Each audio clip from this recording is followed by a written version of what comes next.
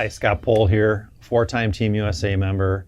What we learned being on Team USA is how to prepare with the right food and have very good nutrition. Well, sometimes we don't have a lot of time for an event, what we can have in our bodies. What I'd recommend, definitely plan ahead. If you can, pack a certain lunch, snack, have before you compete.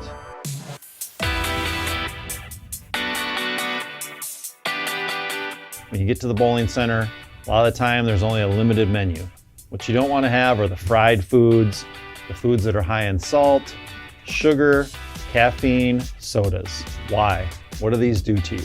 Well, number one, they're energy killers. They're also bad calories. They also dehydrate you. High in cholesterol, long-term of life won't be as good. Some foods I would recommend if you can get there ahead of time, well, salads are good, sandwiches, lunch meats. Be careful though with all the extra add-ons you might want to avoid, for instance, mayonnaise and the bad salad dressings. I know this is a lot to take in, but hopefully you can avoid these situations. So, what can we consume that help?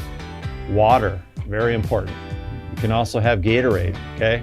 Excellent, keeps you hydrated, a lot of good energy. What are another thing? Well, protein shakes, if you can bring one of those. Low in sugar, preferably. Those are gonna help your energy stay at a high level. All right, well, what if we need a quick boost? If we have a possibility of a candy machine around, an energy Snicker bar isn't bad. There is a little bit of protein in there, so there are some good ways of getting that. What else? Well, the day before a big event, if you have a lot of games that you're gonna bowl or a long format, I would recommend getting some good carbs. Where do we get this from? Pasta.